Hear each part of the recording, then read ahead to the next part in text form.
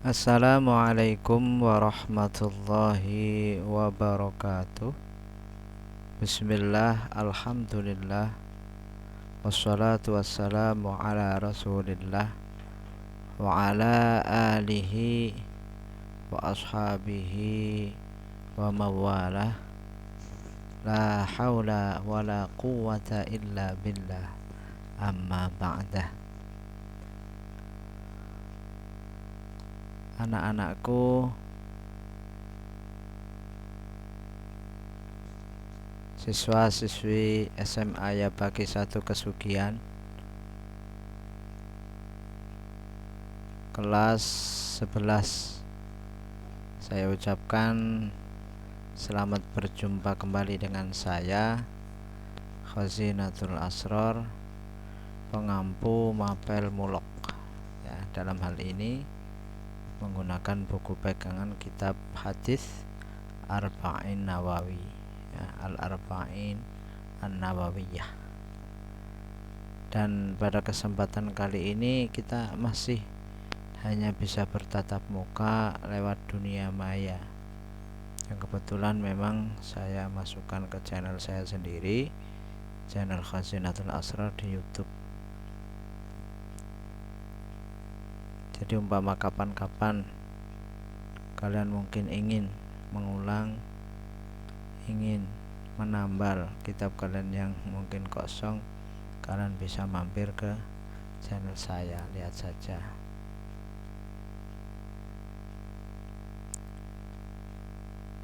Jadi walaupun mungkin kita dalam tatap muka ini masih di dunia maya, tidak secara langsung, tapi saya harap kalian tetap semangat ya. Tetap semangat, jangan sampai kendur semangatnya, terus semangat. Kalian harus punya jargon belajar, belajar, dan belajar. Orang yang berhenti belajar adalah orang yang sombong. Jadi jangan sampai kalian berhenti untuk belajar. Tetap optimis walaupun daringnya ya model seperti ini. Sebenarnya untuk pribadi saya sendiri, kalau masalah daring model seperti ini pun juga beban ya. Beban apa? Beban karena akhirnya saya ngomong sendiri. Ya berbeda kalau mungkin ada beberapa siswa yang mengikuti, terus saya bisa istilahnya dialog enak kayak gitu. Lah nih ngomong sendiri tanpa ada orang di depannya, itu juga membuat beban. Artinya ngomong pun kayaknya rasanya tidak bisa begitu lepas ya, kurang enak rasanya. Tetap ya, dengan kekurangan di sana sini, tetap insya Allah ya, kalau kita masih bersemangat untuk mengikuti belajar mengajar yang seperti kondisi sekarang ini, insya Allah Allah akan tetap memberikan ilmu yang semoga bisa menjadi bekal kita nanti, khususnya di akhirat dan juga di dunia. Amin amin ya rabbal alamin. Jadi semoga kita semua selalu mendapat ridho Allah subhanahu wa ta'ala. Itu yang terpenting. Hidup sampai dengan mati kita tidak dapat ridho, percuma ya. Ridho Allah itu yang sangat-sangat penting sekali ya. Ya mesti ridho Allah, ridho semuanya saja. Yang terutama adalah ridho Allah subhanahu wa ta'ala. Dan semoga kita semua selalu mendapatkan berkah para kiai. Amin amin ya rabbal alamin. Masuk ke pengajian berikutnya.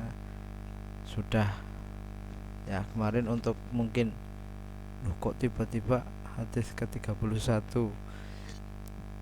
Di situ sebenarnya intinya saya ingin mengenalkan saja materi tentang memberi makna dalam kitab model pesantren, itu yang saya utamakan itu. Yang kedua juga pengenalan tentang apa? Pengenalan tentang hadis ilmunya ya, ilmu hadis yang kemarin sudah disebutkan. Ada ilmu hadis dirayah, ada ilmu hadis riwayah. Kalian lihat saja di pertemuan kita yang pertama. Ya, sebelumnya saya ingatkan kembali, saya harap kalian harus punya apa? Punya kekuatan, keyakinan bahwa dengan saya belajar, apapun yang saya korbankan, apapun yang saya keluarkan termasuk nyun sewu kuota, insya Allah Allah akan memberi kemudahan dan insya Allah akan diganti oleh Allah sebagai ilmu yang bermanfaat. Amin amin ya rabbal alamin.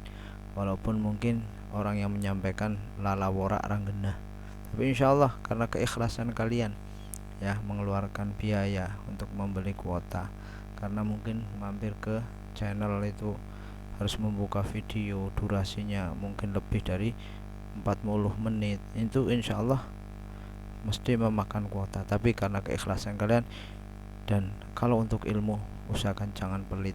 Kalau kalian pelit dengan ilmu, maka ilmu pun akan pelit dengan kalian. Saya dulu diberitahu oleh kiai bahwa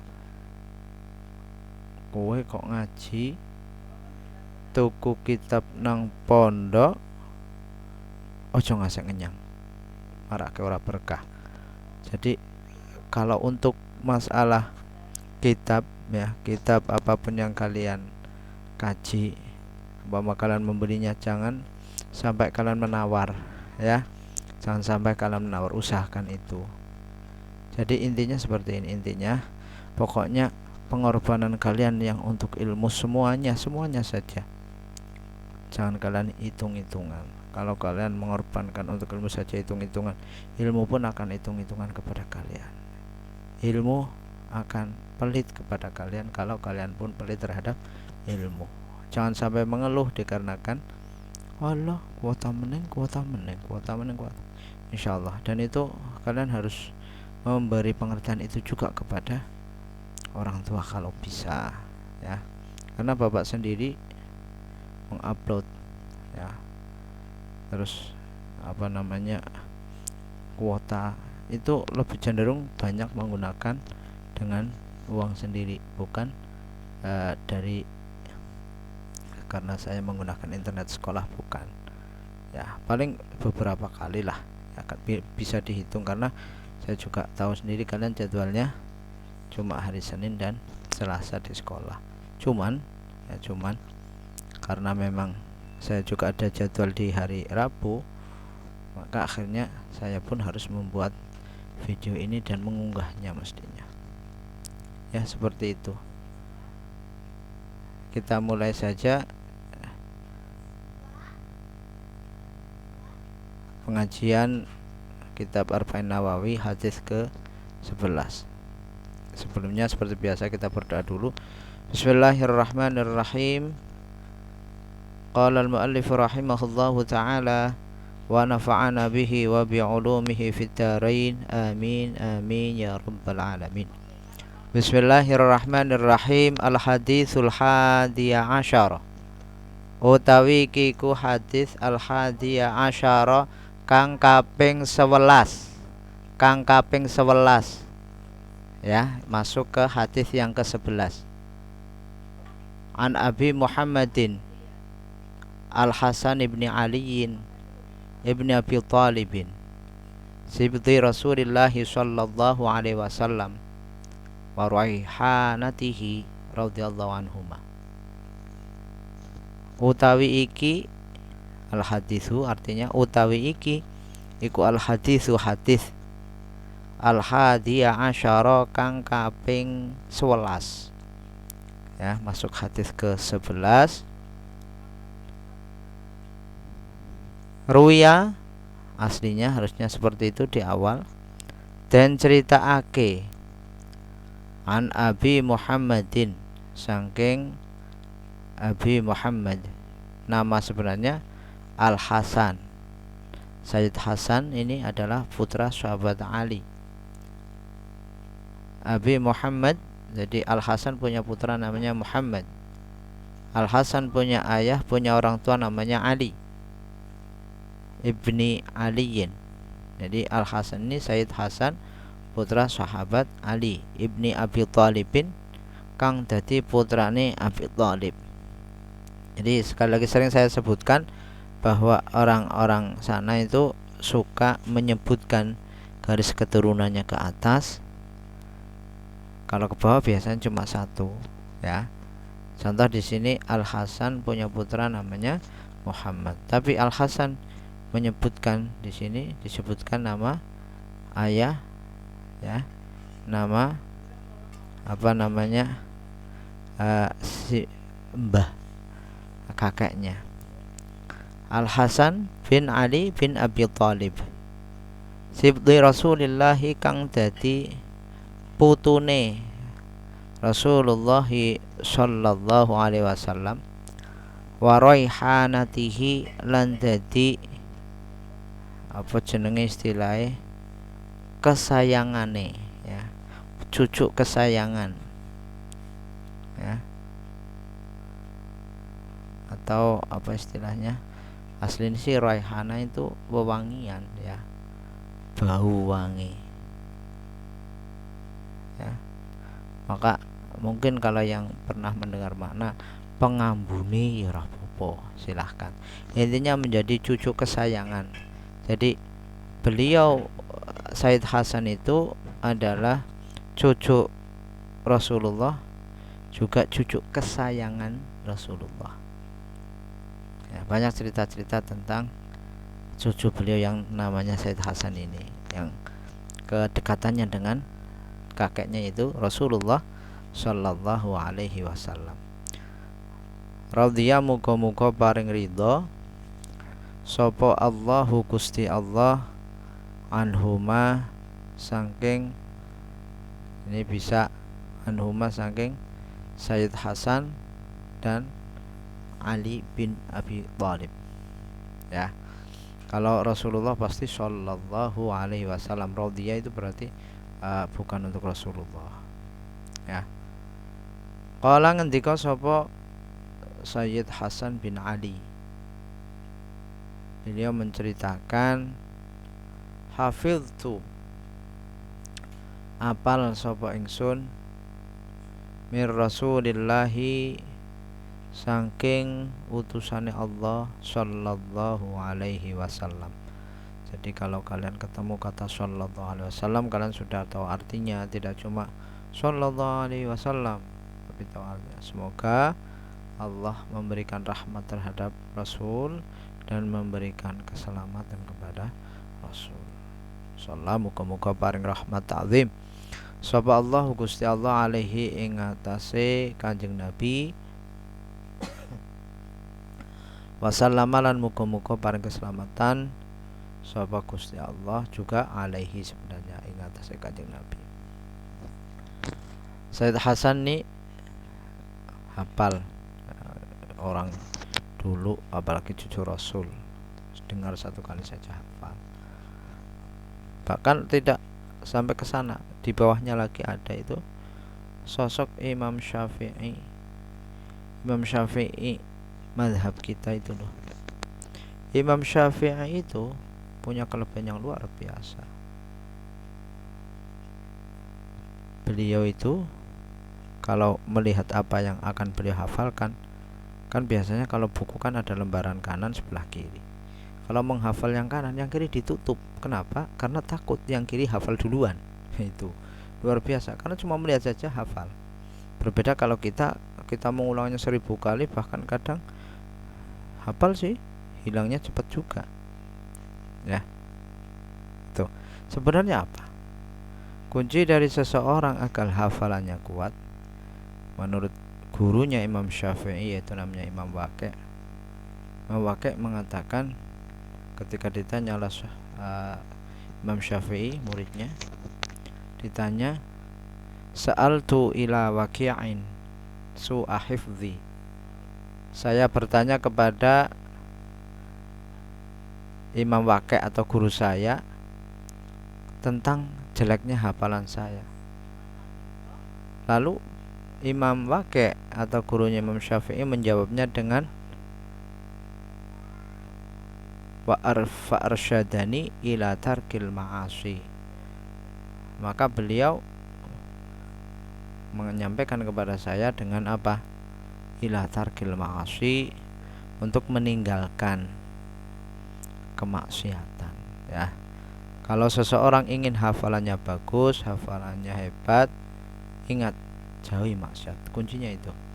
Jadi kalau kalian sudah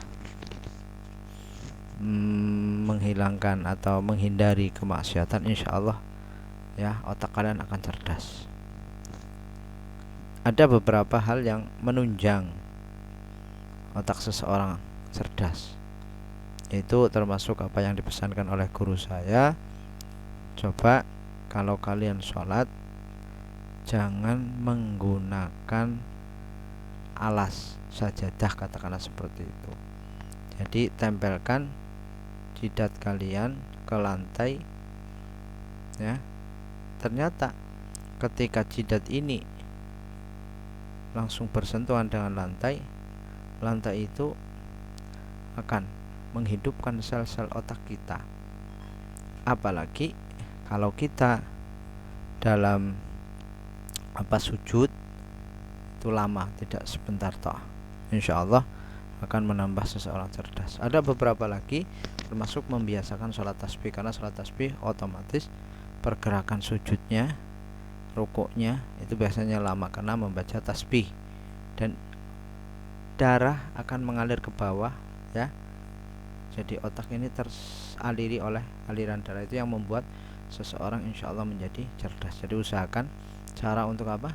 Cara untuk seseorang ikhtiar lah, ya, ikhtiar sebagai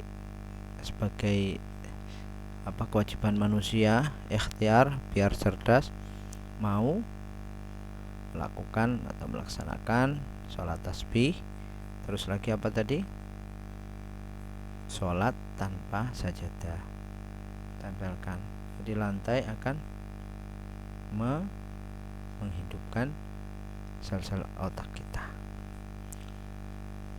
ya. Pastinya kedekatan kita atau kita sering mau mendekatkan diri kepada Allah Subhanahu wa taala itu juga termasuk jalan agar supaya seseorang diberi kecerdasan. Karena akhirnya kalau kita dekat, kita bisa minta, ya Allah beri aku kecerdasan, beri kami kecerdasan ya Allah. Dengan itu insya Allah kita akan diberi kecerdasan, ya. Sayyid Hasan ini menyampaikan apa yang beliau hafal dari Rasulullah, yaitu kata atau sabda, da ma yaribuka ila ma la yaribuka. Da ninggalno siro, tinggalkanlah, ma ing barang, yari buka boleh, yuri buka boleh. Yari buka kang mamangake, apa ma ka ing siro. Kon ninggal beralih ke, mestinya otomatis. Ilama beralih maring barang, la yari buka kang ora mamangake apa ma ka ing siro. Rawahu ngriwayatake hu ing hadis sapa at-Tirmidzi atau at-Tirmidzi atau at-Tirmidzi. Mohon maaf karena memang nama ini kalau pastinya bagaimana kita nggak tahu. Yang jelas ada orang yang mungkin pernah dengar nama Tirmidzi, ada Tirmidzi, nggak masalah, ya. Wan Nasa'i lan Imam Nasa'i. Wa qala lan dzika sapa at-Tirmidzi, Imam at-Tirmidzi, utawi hadis iku hadisun hasanun, jenenge hadis hasan sahihun, ya. Nama hadis hasan sahih. Jadi kalau kalian belajar tentang ilmu hadis, kalian nanti akan tahu yang dikategorikan sebagai hadis hasan sahih, hadis hasan sahih. Ada hasan li dzati, hasan li ghairi, itu karena ini namanya, atau kitab yang kita kaji namanya ilmu hadis riwayah. Jadi isi hadisnya intinya seperti itu. Kalau ilmu hadis riwayah adalah ilmu hadis, ilmu tentang hadis, ada nama hadis hasan, hadis sahih, hasan sahih, hasan li dzati, hasan li ghairi dan sebagainya.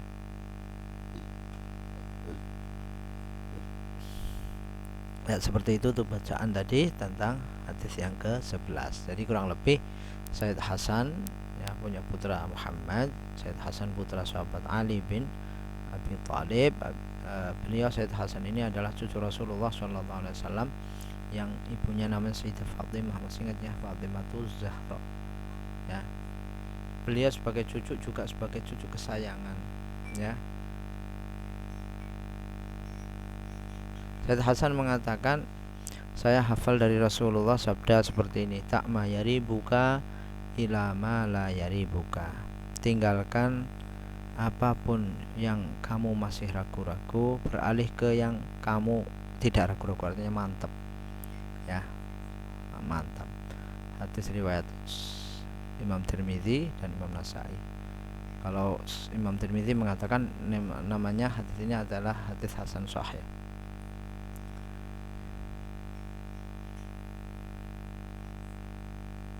Jadi kalau kita tengok ke syarahnya, di sini ada, saya ambilkan kitab yang ada syarahnya, uraian maksudnya, bahwa sabda Nabi tak mayari buka ila ma la yari buka itu mengandung di sini sebagai dalil, bukti. Bukti apa? Orang yang bertakwa seyogyanya dia tidak mengkonsumsi, tidak memakan harta yang di situ ada syubhatnya. Syubhat itu ma bainal halal wal haram, apa yang diantara halal dan haram, itu namanya syubhat. Jadi orang yang memang bertakwa harus menjaga betul dari mengkonsumsi sesuatu ataupun harta yang di situ ada kandungan syubhatnya ya. Berarti menjaga ya, menjaga jangan sampai. Samalnya kita tidak mengkonsumsi sesuatu yang memang haram hukumnya ya, itu sudah ada ya. Al halalu, di hadis sebelumnya ada itu, al halalu bayyinun wal haramu bayyinun wa bainahuma umurun mushtabihat ya. Yang kebanyakan dari orang nggak tahu masalah syubhat ini, yaitu termasuk kita harus berhati-hati. Jadi kata tak mayari buka atau sabda tak mayari buka ila ma la yari buka itu bisa untuk dalil seseorang yang bertakwa tidak boleh atau seyogyanya jangan sampai mengkonsumsi, memakan harta yang di situ ada syubhatnya. Samalnya kita tidak boleh mengkonsumsi hal yang memang haram ya. Terus sabda Nabi ila ma la yari buka maksudnya apa? Artinya berpindah ke apa yang mau kita konsumsi yang kita sama sekali nggak ragu-ragu. Artinya hati kita mantap, oh iki nggonku genah ya. Jiwa hati kita mantap, tidak ada keraguan sama sekali ya. Nah, masalah syubhat tadi saya kemukakan di hadis sebelumnya ya, yaitu tadi yang sabda Nabi al halalu bayyinun wal haramu bayyinun wa bainahuma umurun mushtabihatun la ya'lamuhunna katsirun minan nas ya. Hadisnya insyaallah seperti itu. Usahakan kalau kalian mungkin ingin ya mendapatkan apa yang dijanjikan oleh Mbah Musannif seperti yang dikatakan, yang disabdakan oleh Nabi, siapa saja yang menghafal hadis 40 ya itu akan dijamin surganya, intinya kayak gitulah. Beberapa sabda yang tentang hafal hadis 40 sudah dikemukakan di awal dulu mestinya ya, mesti ingat. Kalau enggak itu dibuka lagi ya, jangan sampai kalian tinggalkan begitu saja ya, paham ya. Jadi mudah kalau kalian ingin memberikan contoh, banyak. Kalau kalian umpama membeli mendoan di warung, kalian makan 2 apa 3 ya, kira-kira kalau kalian 2 apa 3 milihnya berapa? Mau bayar sih ya 2, nggak boleh, pasti kamu ragu-ragu kalau 2, nggak mungkin nggak. Kenapa? Mesti nanti tapi terlalu kayaknya apa ya, berbeda kalau 3 tapi 2, ikhlaskan saja, masih bisa. Kalian malah dapat pahala dari mengikhlaskan. Umpama benar memang 2, kalian dapat pahala dari mengikhlaskan harta yang mungkin uang yang kalian bayarkan untuk membayar menu 3, ya nggak apa-apa. Itu kalau kalian pilih 2, tapi kalau pilih 3 pasti yakin ya. Nah terus contoh yang lain banyak. Contoh sholat, kalian sholat sudah 3 apa 4 ya, kira-kira kalian milih yang mana? Ya milih 4, rampung. Ya nggak mungkin, pasti kalian nanti ragu-ragu, timbul ragu-ragu. Tapi Mas Anu tembe telu sholat isya, telu papat, papat belum itu nggak bisa, pasti kalian ragu-ragu. Beda kalau kalian 3, kelebihan 1 nggak masalah gimana, kita kan masih ragu-ragu. Kelebihan satunya kita ganti nanti dengan sujud sahwi kalau memang kita salah, ternyata nggak masalah. Tapi kalau kurang, ayo masa sholat isya 3 rakaat ya nggak jadi ya. Banyak seperti itu. Contoh lagi, kie banyu suci apa mutanajis ya, nek deleng warnane tah mandan kuning-kuning kaya pipis, wah ki Mbah Sanu pilih apa? Mutanajis saja, najis, anggap saja kita nggak akan memakai itu pastinya ya, anggap saja mutanajis. Kalau kita nggak mau menganggap mutanajis ya, pasti nanti akan ragu-ragu, udah buang, ganti air yang baru. Banyaklah contoh dari sabda Nabi tak ma yaribuka ila ma la yaribuka ya, seperti itu. Coba tugas untuk kalian, saya minta salin ulang di buku tulisan Arabnya ya, plus harokat seperti biasa. Terus kalian maknai, salin di buku ya, salin di buku tugasnya.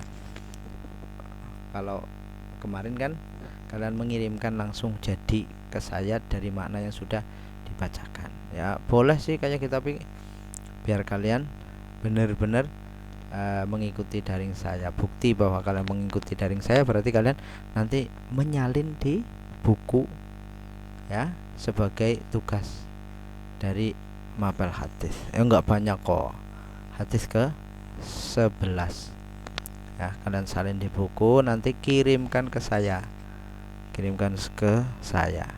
tidak cuma di kitab saja. Kitabnya sudah nggak apa-apa, kalian simpan sendiri, maknanya sudah ada. Yang kalian kirimkan yang ditulis di buku, karena contoh juga sudah saya contohkan tadi.